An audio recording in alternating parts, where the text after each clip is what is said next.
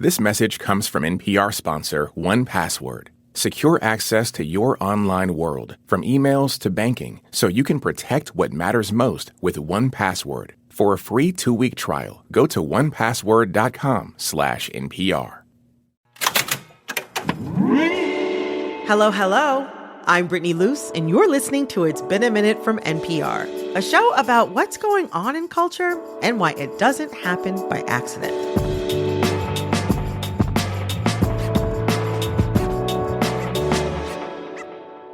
In the words of RuPaul, reading is what? Fundamental. But are we losing our grasp on it? Our ability to read books, or our lack thereof, has been in the zeitgeist lately. There's been some viral reporting on college kids struggling to finish longer texts. I've seen multiple posts on X where adults are bemoaning their waning attention spans and asking for advice on how to read books again. I mean, you know we're cooked when Oxford's 2024 word of the year was brain rot. I'll say for myself, I've been there. I love to read, but I feel like I've really had to work to be able to enjoy books like I used to. And the data says the same thing. Polls from Gallup and the Bureau of Labor Statistics show that Americans are spending less time reading than ever. So I wanted to know, why is that? The desire to information forage, that innate code in us has essentially been captured. That's Elaine Castillo, author of the book, How to Read Now. Hello, thank you for having me. I'm also joined by Abdullah Shihipar, research associate at the People, Place, and Health Collective at Brown University. I'm happy to be here. Thanks so much. They are here to walk me through the battle for our brains, how reading helps develop our souls, and what we can do to get our reading grooves back. To jump right in, according to a Gallup survey from 2022, Americans are reading fewer books per year than ever before. According to the Bureau of Labor Statistics Time Use Survey, the time people spend reading has dropped steadily over the past 20 years. What do you think is behind this decline? What are the main factors here? I think sometimes the issue I have with the way that the supposed decline in reading is framed is that massive corporations have essentially captured the capacities in us for reading, which is to say our attention, our capacity for critical thinking, imaginative thinking, all of which are things that are baked into us, into our code, into our evolutionary, selves, the desire to information forage. But that innate code in us has essentially been captured. And maybe I'm using this metaphor because I'm currently on a sobriety journey, but a lot of it is really about thinking of that type of doom scrolling and the algorithms that go with it as essentially putting some of us in a kind of active addiction because it offers a kind of momentary dopamine hit or momentary pleasure, essentially for the enrichment of the wealthiest people in the world. I'm saying this, hopefully it's coming across with compassion because I'm also speaking about myself. Massive corporations have eaten into the time that might otherwise be spent reading, but at the same time, they replace reading, but they're not replacing the restorative aspects, the way that it works on our brain, reading books versus doom scrolling. So it's an illusory kind of replacement of that impulse in us. That's really interesting. I 100% understand. To open up about myself a little bit, I am 37. I had a cable television with a remote in my bedroom from age 6 to maybe through the first 2 years of college. Then after that, I have never had a television in my bedroom ever again. I grew up watching a ton of TV, but I maintained a reading habit really strong, no matter what was happening with me having a television in my bedroom. My reading got troubled once I got a smartphone, and then it really went downhill once I got TikTok. For me, the phone is the thing. But Abdullah, I'm wondering, why is it harder to read than to watch TV or to scroll on social media, like brain-wise? Watching something on TV doesn't necessarily require much of your brain. I find there's a bigger, I call it quote unquote, like a mental load when you're like starting a new book or you're approaching a new book. And it just feels like this insurmountable mountain, whereas with scrolling, you just kind of like scroll, you see the news, scroll. But there's actually studies that show that reading a book, reading physical media is, for lack of a better term, superior than reading on a screen. Why this is, I'm not really sure. But there's some hypotheses. I think there was one UCLA researcher, I think her name's Marianne Wolf. Her hypothesis is that a lot of the reading we do on screen, implicitly, we are skimming. People retain information a lot better when they've read it on a physical medium than when they read it on a screen-based medium. So it's not even just like television and movies. Screens can have an impact even in terms of reading articles and whatever we may be reading on the computer or the iPad. Yeah, I mean, screen time is an issue that people of all ages face, but I hear it brought up constantly in regards to kids and young people. Abdullah, you said something really interesting to our producer Liam in your pre-interview about how you see less of an emphasis on reading even for young people. Is the culture around reading different now? I grew up on a diet of PBS Kids. So we grew up with Mr. Rogers' Neighborhood, Arthur, Reading Rainbow, and the hits. Exactly. And they were all tied to reading in some way. I mean, Arthur had that like whole song about like having a library card. Having fun isn't hard when you got a library card. There are memes with DW holding a library card being like, Now I know what true power feels like. Reading Rainbow obviously was in the title. And it was literally just reading a book, but also like it encouraged people to go to your local library. Public television, I think, is, molded in the public interest. There are people with doctorates in education and stuff who are involved in crafting those episodes, partially due to online stuff, partially due to the just vast array of, junk on YouTube and content that children can access. It feels like public television, and therefore like the promotion of reading through the entertainment children consume has declined. Governments and societies need to take an active role in encouraging reading and investing the money to do so in encouraging reading. If you really don't make an active effort to promote it, to encourage children to do it, it will, inevitably decline, especially as more things compete for people's attention. But also even thinking about how adults interact with reading now. I think it's something you have to be a little bit more intentional about now because it's so much easier to indulge in other kinds of, media intake.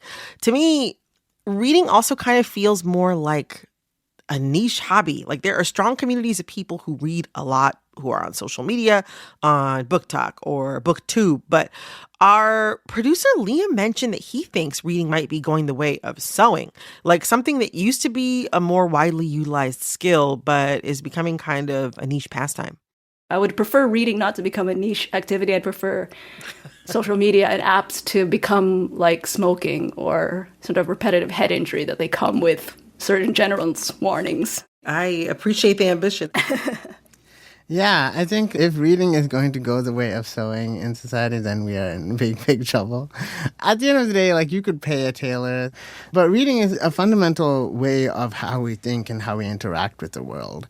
And the idea that it's changing has scary implications for just how we think. I was looking up this study from Duke, and they actually gave people 3 tasks, reading tasks, writing tasks.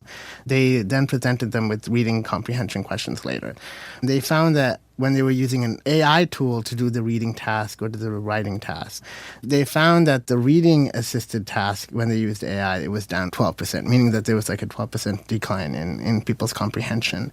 It was even more dramatic with writing. So like when AI did the reading for them, their comprehension went down. And when AI did the writing for them, comprehension went down even more. Yeah, so that's what I worry about with, artificial intelligence, specifically for reading and writing tasks, is that when people get used to not writing their emails or using it to like summarize certain like large pieces of information, I worry that like we're entering a phase where you have even less comprehension, even in terms of like, forget reading books, but just like not engaging with the written word at all. It's interesting you bring up AI. One of the things about AI that has been confounding to me are the types of tasks that are being used as selling points to consumers. When I think about like problems that humankind needs help with, I don't know if reading is at the top of my list. The thing that scares me the most around AI and how we use it is that we ourselves are prepared to abdicate our own humanity and our capacity to read, to contemplate, to wrestle with difficult concepts, to imagine our lives and the lives of others, to read the terms and conditions of our own lives, essentially.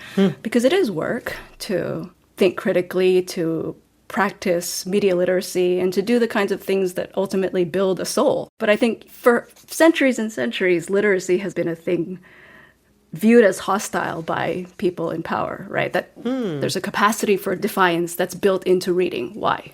Because you're able to critically understand the world around you, the world in which you find yourself, because you're able to imagine other people's lives. And if you're able to imagine all the other people's lives, you're also less likely to dehumanize those lives because you've built the capacity in yourself to imagine them. And if you've built the capacity in yourself to imagine other people's lives, that means you've also built the capacity in yourself to imagine your own life differently. Doing the kind of work that restores you to being able to imagine the world differently is defiant. There's so many good observations you just shared.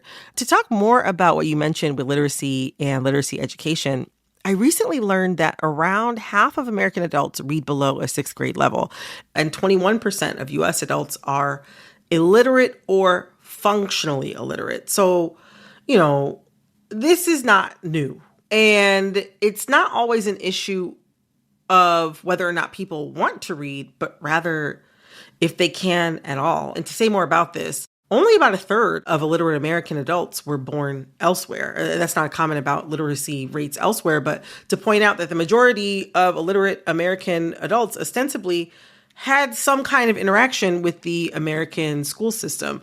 So how is the school system failing so many people? American public education has been underinvested. And to really tackle that problem, to tackle the problem of illiteracy, we need to invest in it. It will take a real effort, a real governmental-wide effort to not just encourage reading, but to get people's literacy rates up. And to me, that should be seen as sort of like putting a man on the moon or cancer moonshot. Like we should aim for the highest literacy rate possible, and not just highest literacy rate, but the highest level of reading possible. Coming up, sure, reading is fun, but can it literally extend your life? People who read books had a 20% decrease in mortality compared to people who did not read books. Stick around. This message comes from Schwab. At Schwab, how you invest is your choice, not theirs. That's why when it comes to managing your wealth, Schwab gives you more choices. You can invest and trade on your own. Plus, get advice and more comprehensive wealth solutions to help meet your unique needs. With award-winning service, low costs, and transparent advice, you can manage your wealth your way at Schwab. Visit schwab.com to learn more. This message comes from CarMax.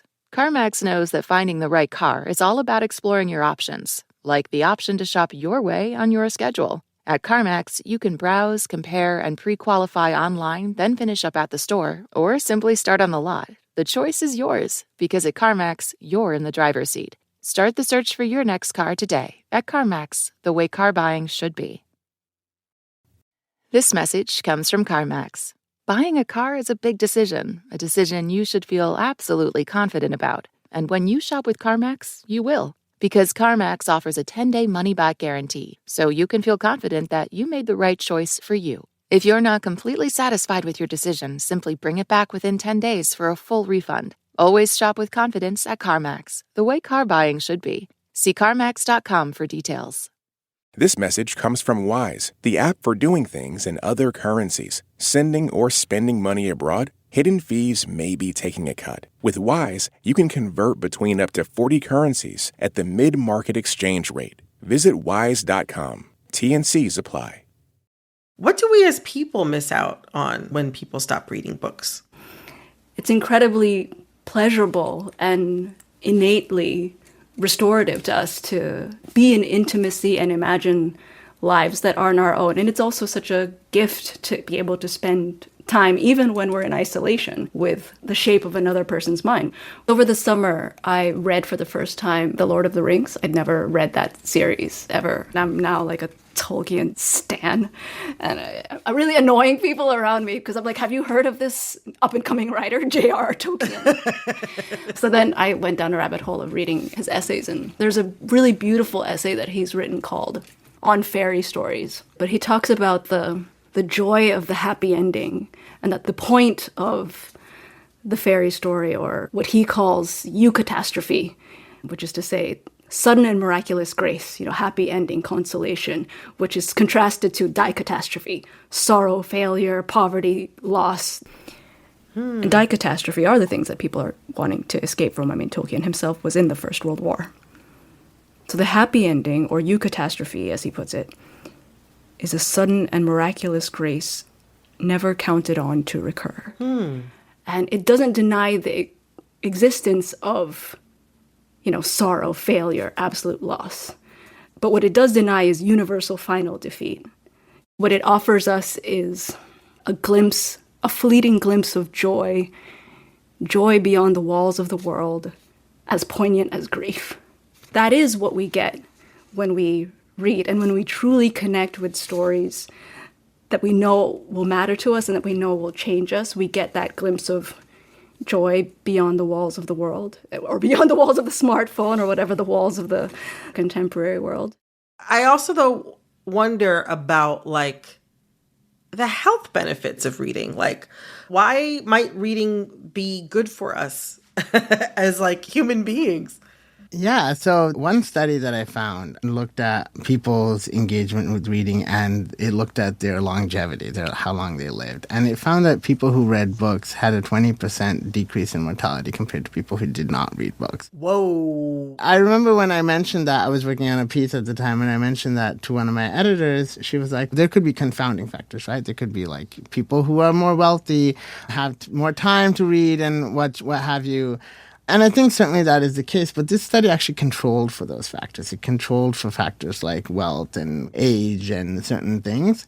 They found an independent association between, longevity and time spent reading. And this kind of, works off the other sort of studies that have been done that showed that reading is protective of cognitive decline, and it's protective of, for children who spend a lot of time reading as children, it's associated with reduced mental health issues as adolescents. Granted, these are studies here and there, but they all sort of come together to make this broader picture that reading is good for your brain, and therefore what is good for your brain is good for your body. Part of the reason why people have been talking so much about reading, I think, also is because it's top of the year. You know what I mean? Everyone's feeling a little bit like a sack of potatoes. Yeah. So I'm not surprised that people are thinking a lot about reading now. But for people who want to get back into reading, how can they do it? What I've been doing, because I like to read, I find a pleasure in it, but I also, things are so busy. You find before the day ends, you just don't have more time. So I've set a goal for myself this year, and it's been working, to at least do a minimum of 15 minutes in the morning, 15 minutes in the evening, and that way you can just fit it in here and there. And my strict requirement right now, maybe it'll change later, is not to do a page limit. Don't get caught up in how much you've read necessarily, just that you've checked it off of you. So that's there's no necessary science or anything behind that. That's just something that's helping me right now. Well, I completely agree. Each book is its own kind of individual time dilator, right? And there are some books that you're like, I'm flying through this. I'm finishing it yesterday. And there are some books that want you to spend hours and hours or days on one page. So I think that, not holding ourselves to some standard of I'm a machine that has to finish 500 pages by, such and such date.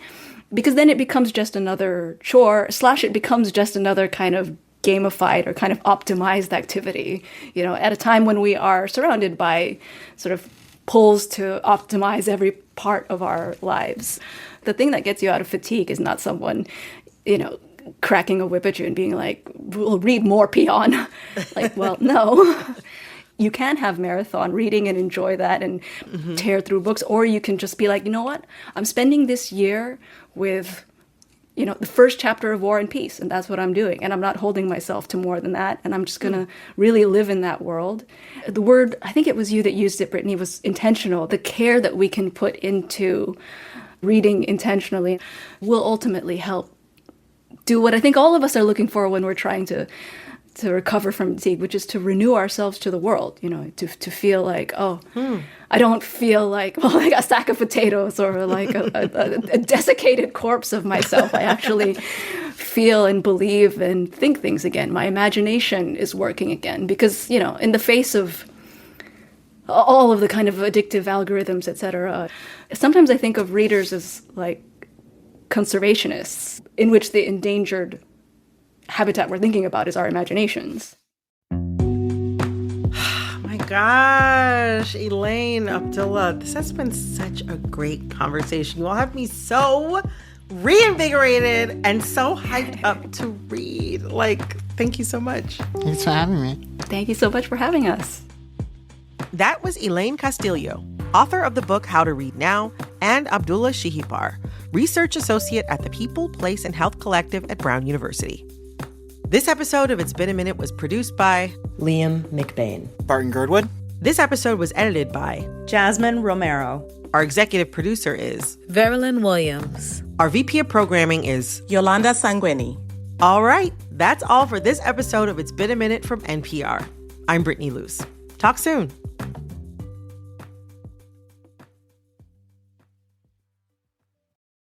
This message comes from Sony Pictures Classics with Becoming Led Zeppelin, the first authorized documentary on the group, powered by never-before-seen footage exploring their remarkable origin story. Opens exclusively in IMAX February 7th, everywhere February 14th.